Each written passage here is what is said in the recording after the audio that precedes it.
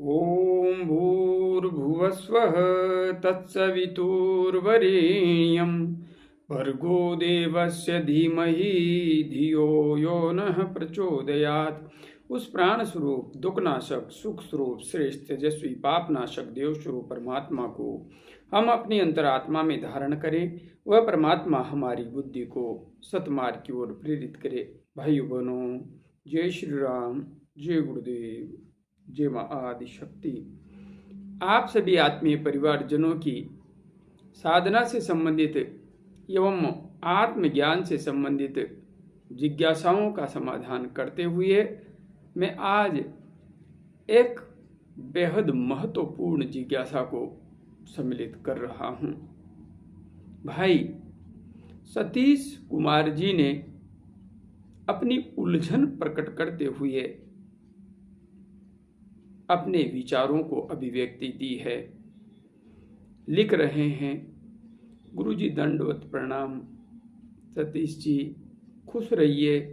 जगत जननी माँ एवं सदगुरुदेव की कृपा आपके सर पर हमेशा बनी रहे। गुरुजी, अगर वेदों में, शास्त्रों में, उपनिषदों में और प्राचीन काल के हमारे ऋषि मुनियों ने भी निराकार उपासना का ही उपदेश किया है। जब सनातन धर्म में निराकार की ही उपासना थी, तब सनातन अपने उन्नति के चरम शिखर पर था। किंतु वर्तमान में जिसे हम हिंदू धर्म कहते हैं, अर्वाचीन मूर्ति पूजा के कारण हिंदू अपनी सुरक्षा की जिम्मेदारी भी मूर्तियों को देकर बैठा है और स्वयं जड़ पूजा करके जड़ बुद्धि हो रहा है। तो इस प्रकार गुरुजी सनातन के पतन का कारण जातिवाद ही नहीं, मूर्ति पूजा भी लग रहा है। गुरुजी कहीं कुछ गलत कहा हो तो क्षमा करना, और सत्य को मैं ग्रहण कर पाऊं वैसा मार्गदर्शन भी करना। भाई सतीश कुमार जी, आपने यहाँ पर जो अपने विचारों को अभिव्यक्ति दी है,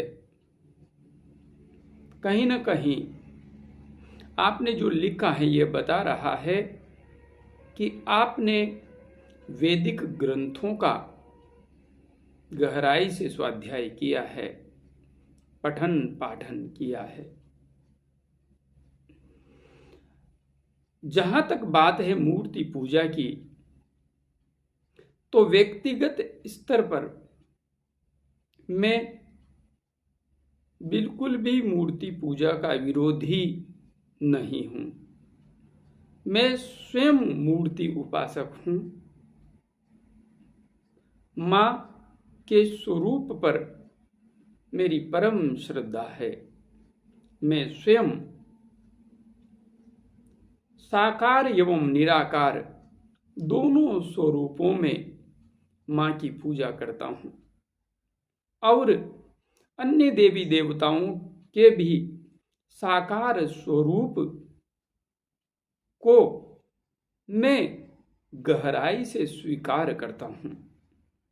यह नहीं है कि मैं साकार स्वरूप को नकारता हूं, नहीं, क्योंकि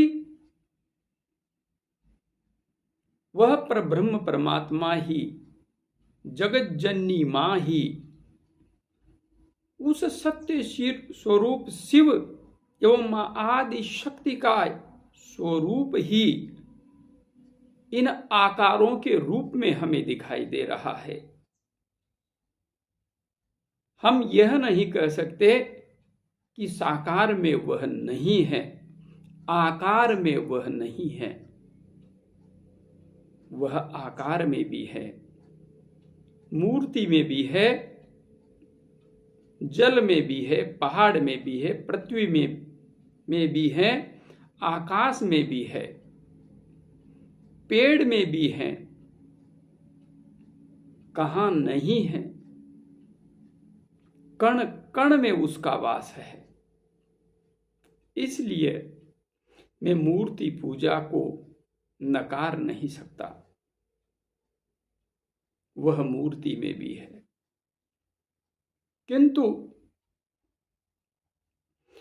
वास्तविक अर्थ में आज सनातन धर्म के साथ जो हो रहा है यह विडंबनापूर्ण है, यह पीड़ादायक है। और मुझे कोई संशय नहीं है यह कहने में, स्पष्ट रूप से कह रहा हूं, हमें अपनों ने लूटा, गैरों में कहां दम था। कोई भी संशय नहीं है मुझे, हमें अपनों ने ही लूटा है। किंतु यहां पर जब हम सत्य बोलते हैं तो सत्य बोलते ही समस्याएं खड़ी हो जाती है, विरोधी खड़े हो जाते हैं। मुझे तो फर्क पड़ता ही नहीं है, संकल्प ही यही है, सत्य जैसा है वैसा ही कहना है। दुनिया की कोई ताकत सत्य कहने से मुझे रोक नहीं पाएगी। हां, यह कड़वी सच्चाई है कि सनातन विज्ञान पर टिका है, प्योर साइंस पर टिका है, किंतु जानबूझ करके सनातन के उस विज्ञान को अज्ञानता की ओर धकेला गया है। यह कहने में भी मुझे कोई भी संशय नहीं है, कोई संशय नहीं है। हमारे उपनिषदों में जो अमृत भरा हुआ है, जो तर्कपूर्ण अध्यात्म छिपा हुआ है, उस तर्कपूर्ण अध्यात्म के लिए आज कोई स्थान नहीं है, कोई स्थान नहीं, जिसे बिल्कुल तर्क से अच्छी तरह से स्पष्ट किया गया है। एक एक प्रश्न को बेहतर तरीके से सुलझाया गया है। दर्शन ग्रंथों में उस तत्व को कितना गहराई से समझाया गया है, उसके लिए आज कोई स्थान नहीं है, कोई स्थान नहीं। कहीं न कहीं हमारे पैर हमने स्वयं काटे हैं और काट रहे हैं, यह नहीं है नहीं काट रहे हैं। हां, मूर्ति पूजा का विरोध करना जरूरी नहीं है, आवश्यक नहीं है। मूर्ति पूजा को छोड़ना भी आवश्यक नहीं है। लेकिन हां, जिनकी मूर्तियां पूजी जा रही है, उनका स्वयं का लिखा हुआ साहित्य उठाकर देखेंगे, ग्रंथ उठा के देखेंगे, तो पता लगेगा कि वे क्या कह कर गए हैं। भगवान श्री कृष्ण ने कभी नहीं कहा, और उन्होंने जो कहा वो न प्रचारित किया जा रहा है, न प्रसारित किया जा रहा है। किस तरीके से साधना करनी है, पूरा विज्ञान भगवान श्री कृष्ण ने गीता में समझाया है। प्राणायाम करके ओमकार के अनुसंधान की पूरी प्रक्रिया समझाई है। लेकिन क्या कोई समझाता है? भगवान शिव ने एक जगह नहीं अनेकों स्थानों पर स्पष्ट रूप से समझाया है। शिव संहिता देखें, विज्ञान भैरव तंत्र देखें, कुलार्णव तंत्र देखें, यामल ग्रंथ देखें, इतनी स्पष्टता से पाखंड का भगवान शिव ने खंडन किया है। किंतु उन्हीं भगवान शिव का उनके मूल सिद्धांत, उनकी जो मान्यताएं थी, उनका जो ज्ञान था, उनका जो विज्ञान था, उसे नकार करके उस तरीके से उनकी पूजाएं की जा रही है जिस तरीके से उन्होंने स्वयं कभी कहा ही नहीं, बताया ही नहीं, समझाया ही नहीं। भगवान दत्तात्रेय ने जाबाल दर्शनोपनिषद में एक एक आध्यात्मिक साहित्य सत्य को स्पष्टता से समझाया है, पूर्णतया एकदम स्पष्ट करके समझाया है। मूर्ति पूजा, तीर्थ आदि का स्नान आदि का पूर्णतया स्पष्टता से ज्ञान दिया है।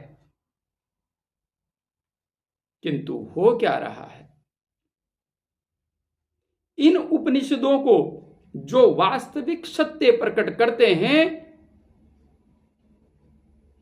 गीता प्रेस गोरखपुर भी प्रकाशित नहीं करता है, छापता नहीं है। स्थिति यह है कि कहीं पाखंडवाद की परतें उगड़ न जाए, कहीं अज्ञानता का जो अंधकार फैलाया जा रहा है उसकी जड़ें उखड़ न जाए।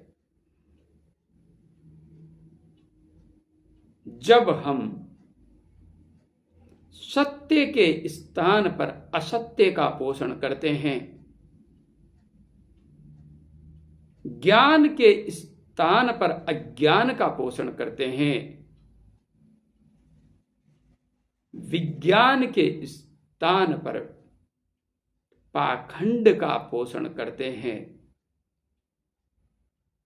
तो निश्चित रूप से परिणाम वह होता है जो आज हम देख रहे हैं।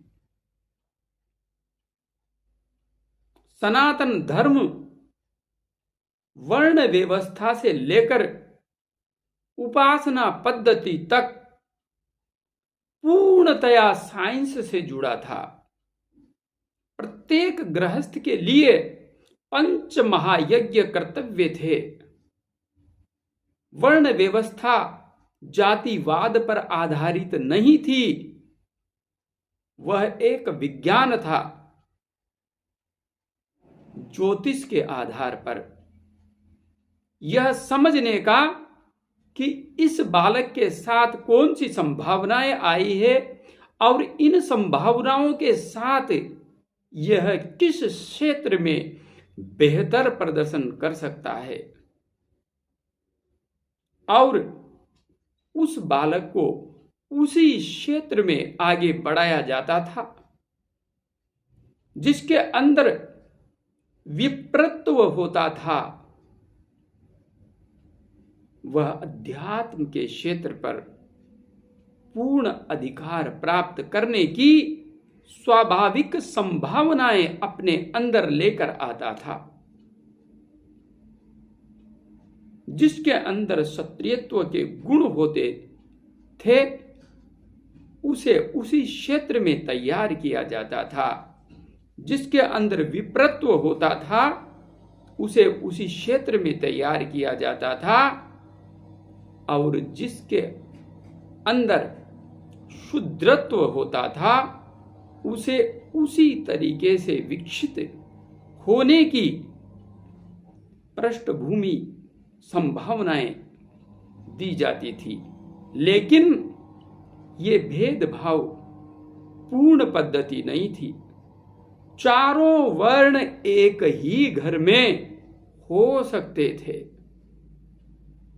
एक ही पिता की 4 संतानें 4 वर्ण की हो सकती थी, किंतु बाद में इसे पाखंड का पुलिंदा बना दिया गया, इसे जन्मजात बना दिया गया। और कहीं न कहीं जब हम धर्म के साथ अधर्म करते हैं तो समय उसका दंड अवश्य देता है, अवश्य समय आपको दंड देगा। नियति आपको छोड़ने वाली नहीं है, नहीं छोड़ेगी नियति। हम कितना ही पाखंड को बचाने का प्रयास कर लें, कितना ही असत्य को बचाने का प्रयास कर लें, नियति उसका दंड देकर रहेगी, देकर रहेगी। यह मैं स्पष्ट रूप से कह रहा हूं। समझना है जो समझ जाएं, नहीं समझेंगे तो समझा दिए जाएंगे।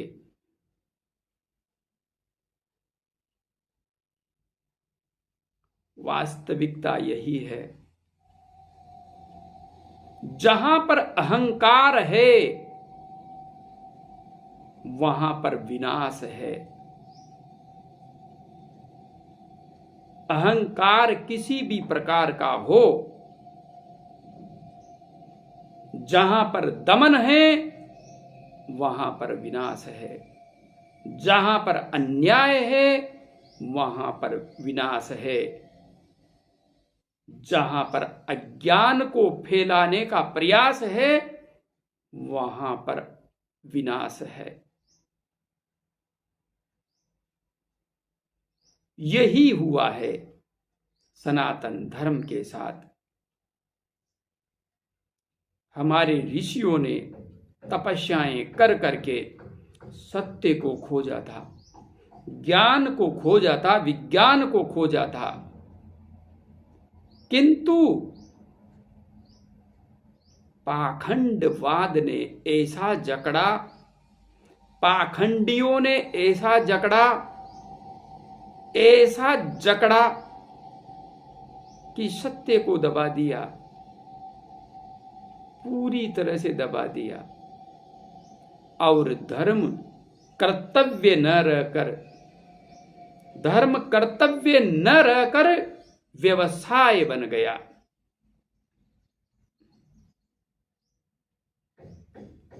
अच्छी तरह से जब अध्ययन करते हैं धर्म ग्रंथों का तो पता लगता है। अरे चरक संहिता भी जब हम पढ़ते हैं तो उसमें भी चिकित्सक के दायित्व किस तरीके के हैं। चिकित्सा तो करेगा लेकिन आर्थिक उद्देश्य से नहीं, पैसे के लालच से नहीं, सेवा के भाव से, कर्तव्य भाव से, मानव मात्र की सेवा के भाव से एक चिकित्सक, एक आयुर्वेदाचार्य, एक वैद्य चिकित्सा करेगा। और वास्तविकता में तो यह है, सच्चाई बहुत कड़वी है, बहुत ज्यादा कड़वी है, जिसे हम स्वीकार नहीं कर पाते। इसलिए सनातन के साथ बहुत कुछ अन्याय हुआ है और कहीं न कहीं हमारा वर्तमान स्वरूप उसी का परिणाम है। और यदि समय रहते फिर भी नहीं सुधरे तो निश्चित रूप से आगे बहुत कुछ देखना अभी बाकी है। हाँ, हम मूर्ति पूजा के साथ भी उस सत्य को जन जन तक पहुंचा सकते हैं जो हमारा मूल ज्ञान है। हमने ब्रह्म उपासना के वास्तविक सत्य को खोया, हमने त्रिकाल संध्योपासना को खोया, हमने ओमकार के नादमय अनुसंधान को, योग पद्धति को खोया, हमने यज्ञ विज्ञान को खोया, हमने बलि वैश्व यज्ञ को खोया।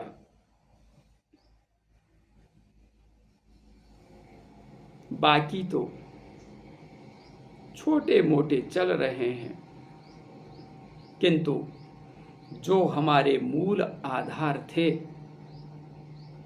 उन्हीं से हम कट गए। और खोया ऐसे ही नहीं, जहां पर सत्य को पूर्ण प्रामाणिकता से समझाया गया है, दृढ़ता से कहा गया है। उपनिषद स्पष्ट रूप से कहते हैं कि जब तक आत्म स्वरूप का ज्ञान प्राप्त नहीं कर लिया जाता और उसमें ठहर नहीं जाता साधक, तब तक करोड़ों जन्म हो जाएं, मोक्ष प्राप्त नहीं किया जा सकता। किंतु वर्तमान में क्या हो रहा है, किस किस तरीके से भ्रम फैलाया गया है, किस किस तरीके से पाखंड फैलाया गया है। और व्यक्ति को तो शॉर्टकट चाहिए। कौन साधना करना चाहेगा, कौन साधना करना चाहेगा? जब एक बार कथा सुन लेने से ही मोक्ष मिल जा रहा है, जब एक बार कहीं पर स्नान कर लेने से ही मोक्ष मिल जा रहा है, कहाँ है तपस्या की जरूरत, कहाँ है ध्यान की जरूरत, कहाँ है मंत्र जप की जरूरत? अरे कलयुग में तो बस हमारे जैसों को दान देते रहिए, हमारे मजे हैं, आप दान दीजिए, हमारी जेबें भर दीजिए। मैं भी हूं, मेरी भी भर दीजिए, मैं भी तो वैसा ही हूं। आपको देना है मुझे भी दीजिए, देते रहिए। लेकिन मैं स्पष्ट रूप से कह रहा हूं, दान आपको स्वर्ग दे सकता है। ऐसा नहीं है दान का कोई परिणाम नहीं है, दान आपको स्वर्ग दे सकता है। स्वर्ग का अर्थ इस जीवन में आपके सुख आएगा। जो बोओगे वो काटोगे, बोओगे नहीं, काटोगे कहां से?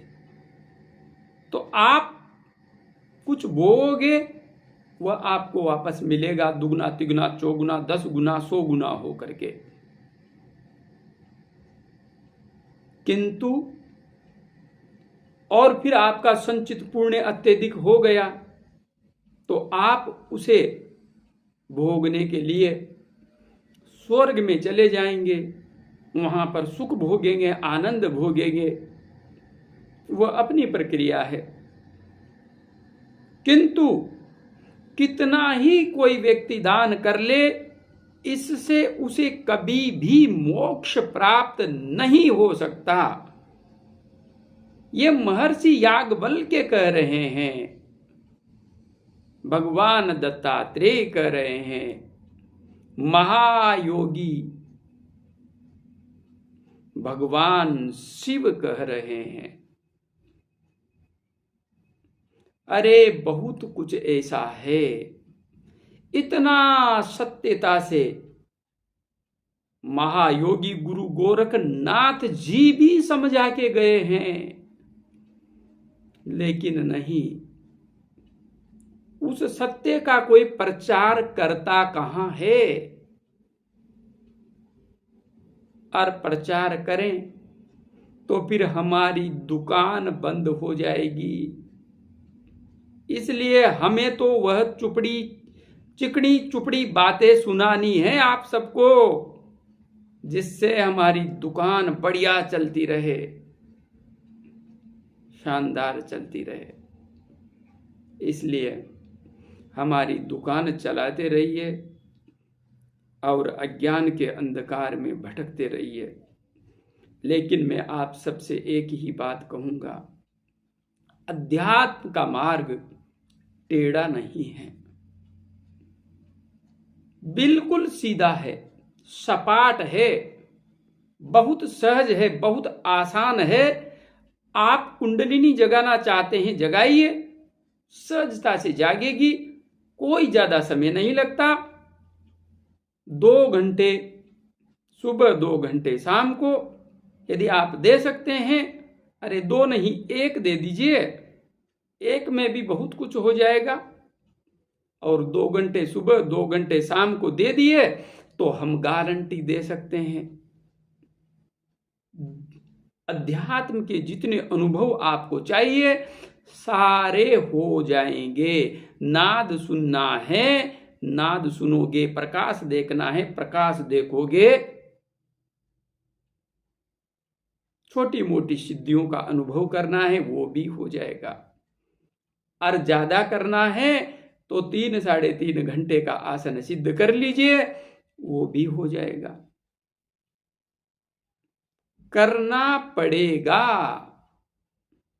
1000 साल की आयु की जरूरत नहीं है, 100 साल की जिंदगी बहुत लंबी है। दृढ़ता से 10 साल देकर देखो, अरे 10 क्या 3 साल देकर देखो, 3 साल में भी बहुत कुछ हो जाता है। उपनिषद पढ़ो, कहीं मिलेंगे नहीं, क्योंकि छापे नहीं जाते। तंत्र ग्रंथ पढ़ो, मैं कह रहा हूं, तंत्र के नाम से डरो मत। कौन सा तंत्र? रुद्रयामल तंत्र, कुलार्णव तंत्र, स्वच्छंद तंत्र। यामल में 17-18 ग्रंथ हैं। देखो, समझ में आएगा कितना विज्ञान भरा है सनातन धर्म में, समझ में आएगा स्पष्ट रूप से। शारदा तिलक तंत्र का स्वाध्याय करने पर आपको समझ में आएगा मंत्रों का विज्ञान, कैसे मंत्र काम करते हैं, कैसे बनाए जाते हैं। इसलिए सत्य बहुत कड़वा है, हमें समझने की आवश्यकता है और उस अनुरूप कार्य करने की आवश्यकता है। हाँ, जो भी हमारे महापुरुष हुए हैं, महान चेतनाएं हुई हैं, उनको सम्मान की दृष्टि से देखना, उन्हें नमन करना, उनकी पूजा करना बुरा नहीं है। मैं भी करता हूं। क्या मेरी श्रद्धा, मेरा विश्वास भगवान हनुमान में नहीं है? है।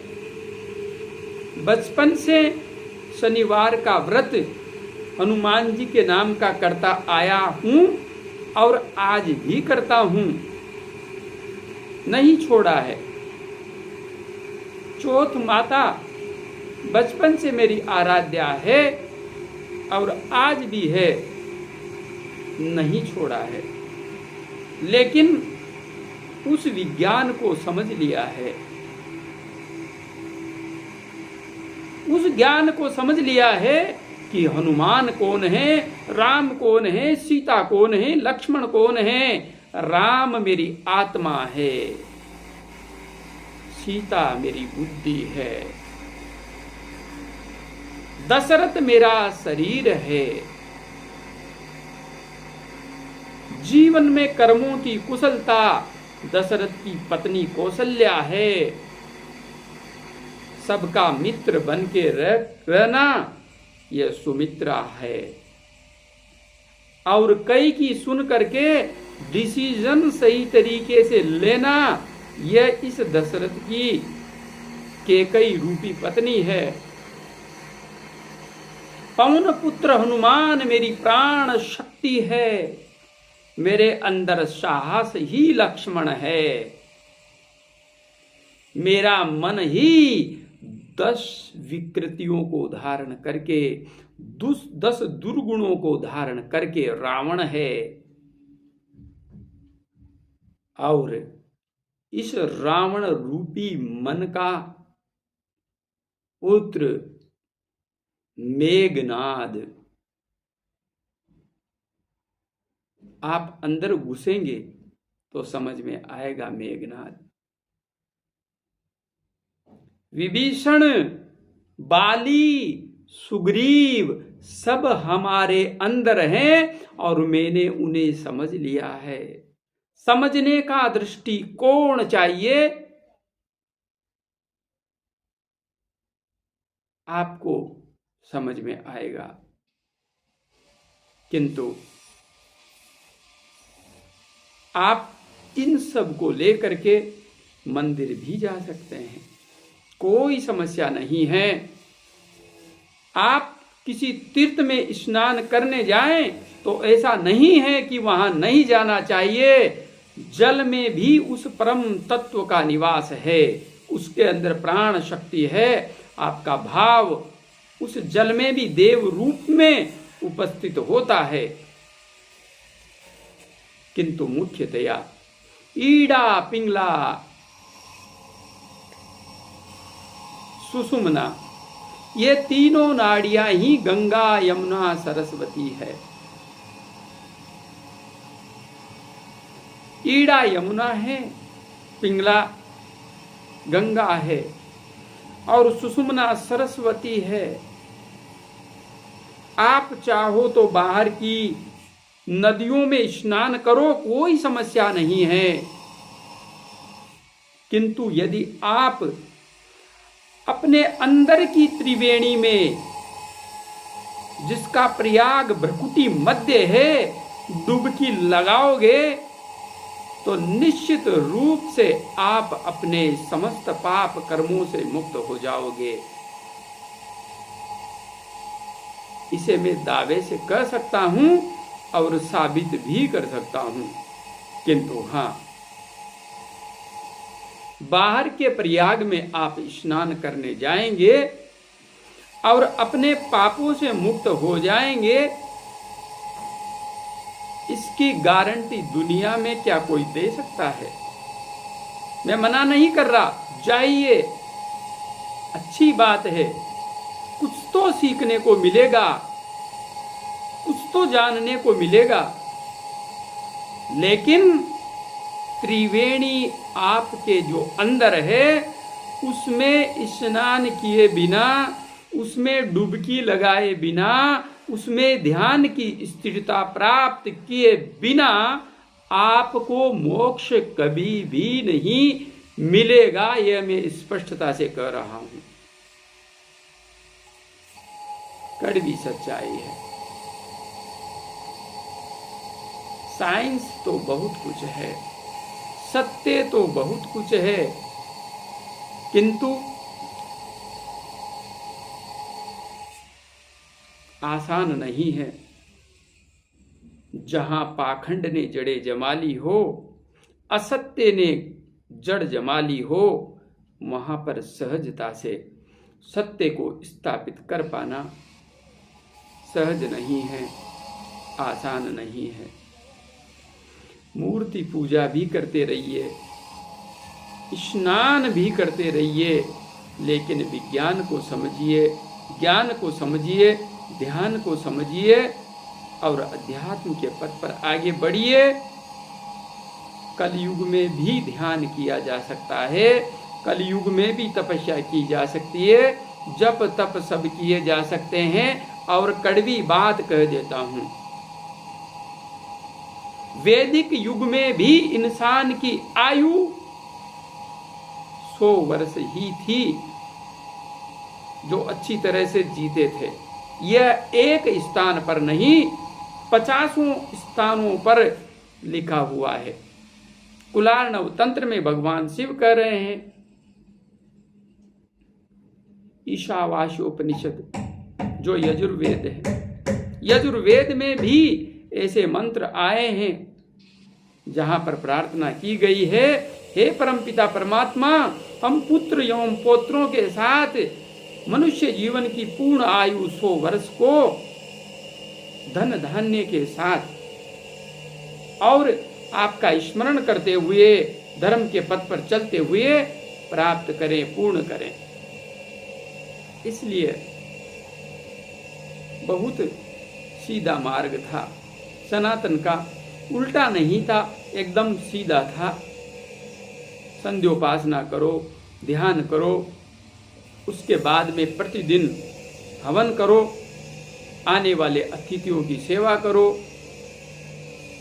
अपने नजदीक जो भी पशु पक्षी हैं उनके लिए भी कुछ सेवा करो। यही तो सामान्य सिद्धांत थे, किंतु हम उनसे कहीं न कहीं भटक गए हैं, अटक गए हैं, ऊंच नीच भेदभाव के अहंकार में जकड़ गए हैं। बस इसी से मुक्त होना है। हो गए तो भविष्य उज्जवल होगा, नहीं हुए तो अब तक जो हुआ है उससे भी भयानक स्थिति से गुजरना पड़ेगा। दुनिया की कोई ताकत इसे रोक नहीं पाएगी। मैं स्पष्टता से एवं दावे से कह रहा हूं, सुधर गए तो फायदे में रहेंगे, नहीं सुधरे तो नुकसान में रहेंगे। इसमें मुझे कोई संशय नहीं है। समस्त प्रकार के भेदभावों को, समस्त प्रकार के पाखंडों को छोड़ करके सत्य की राह पर चलने पर ही धर्म की स्थापना होगी, न्याय युक्त समाज की स्थापना होगी। जय गुरुदेव, जय मां आदि शक्ति।